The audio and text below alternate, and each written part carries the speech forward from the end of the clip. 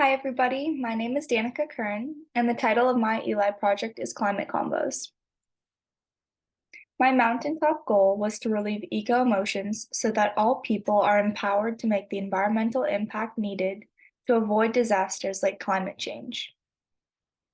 My original SMART goal was to plan one interactive environmental fair in a park in Isla Vista, have at least 25 attendees at the event and 5 guest speakers, have all the attendees follow the Instagram and complete the survey, have at least 5 attendees participate in the scavenger hunt, and have all of this planned and executed by spring of 2023.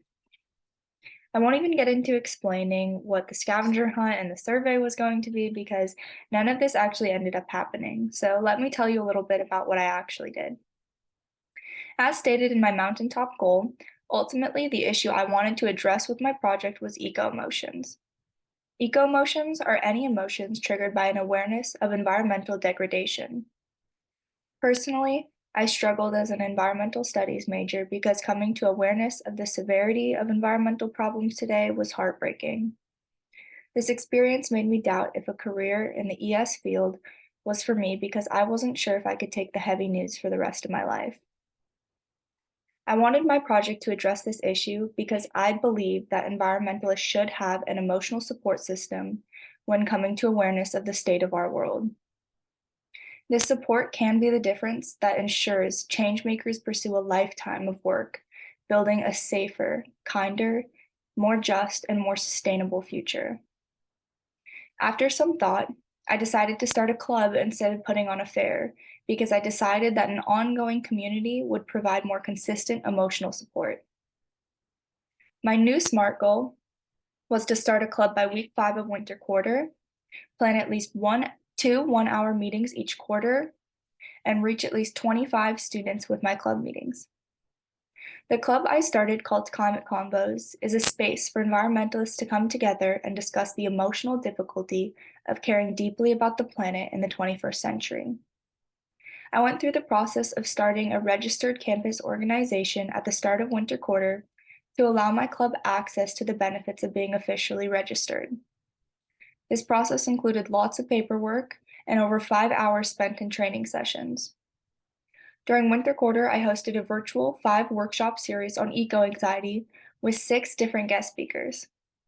I reached out to environmental studies UCSB professor Jen Martin to offer attendance as an extra credit opportunity to her ES classes. In the spring, I planned 1 guest speaker virtual meeting and 1 collaboration event with MAPAs, which is another club at UCSB. From this original goal, my project expanded in a couple different directions. I invited guest speakers to my first meetings, largely because I did not know anything about eco-emotions at the start of this project. Although this was a great opportunity to practice networking, I ultimately wanted to be able to run meetings on my own. So while I was coordinating these meetings, I worked to educate myself on the topic. This enabled me to eventually facilitate heartfelt discussions on my own, creating spaces where students could feel safe expressing their heavy feelings. I took a class at UCSB called Personal Resilience in winter quarter to help build my foundational knowledge about the subject. Shortly after, I applied for Good Grief Network's 12-week flow facilitation training. This program teaches its participants how to build brave and emergent spaces to guide others in metabolizing collective grief, eco-distress, and other heavy emotions that arise in response to daunting planetary crises. Participants are expected to attend 10 3-hour training sessions and come prepared by reading the assigned material. I completed this training last week. Additionally, before spring quarter, Jen Martin offered me the opportunity to give 2 lectures in her ES3 class, which I accepted with excitement.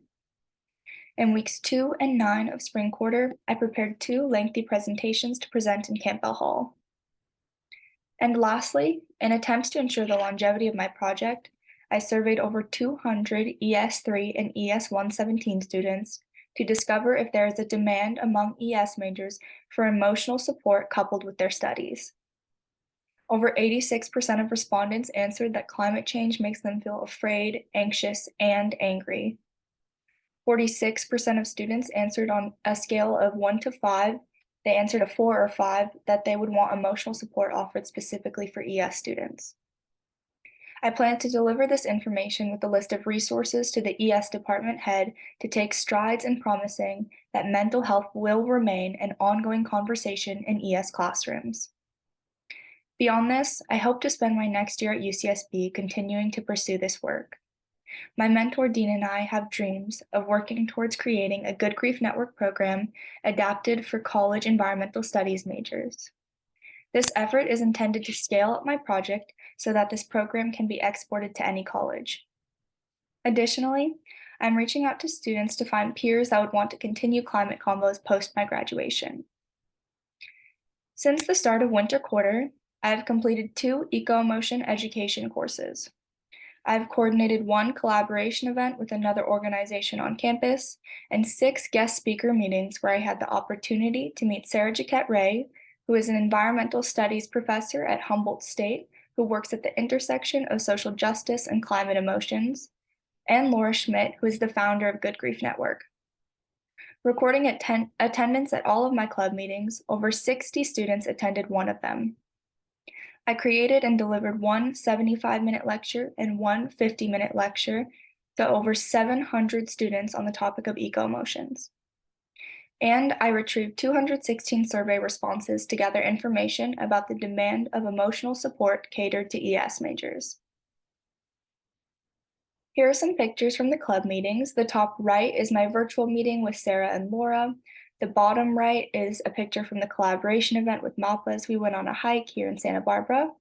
And then on the left is the flyer with all 6 guest speakers from the 5 workshop series in winter quarter. And then here are some pictures of me giving the lecture in ES3 in Campbell Hall.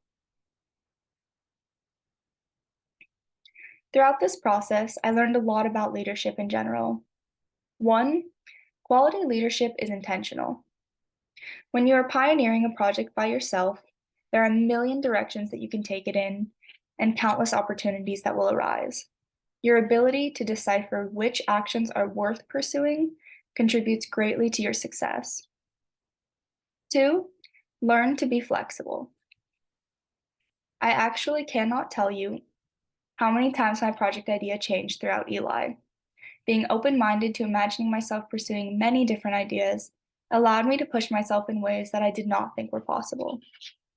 And 3, PowerPoint is kind of weird. 3, communication. Respectful, honest, and clear communication goes a long ways in anything that you do in life. Besides aiding your success in projects, quality communication allows you to form meaningful and fulfilling connections. Getting the opportunity to expand my network in the ES community was one of my greatest joys throughout this process. I also learned a lot about myself as a leader throughout ELI. I learned that 1, I really do love to dream big, and I learned to love this trait. I really thought that I was going to plan a $10,000 retreat scheduled for next school year and fly out guest speakers.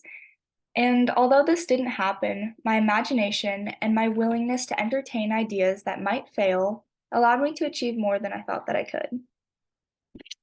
2, I learned how much I value teamwork.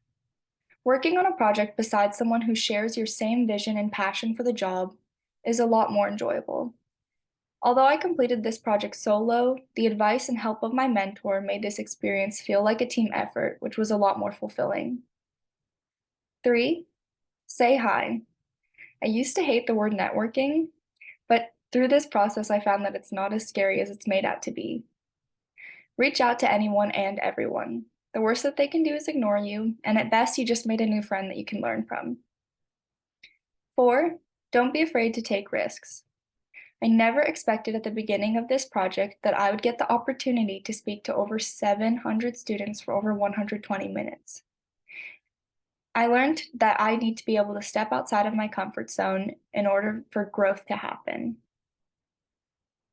And 5, this project reminded me to believe in myself.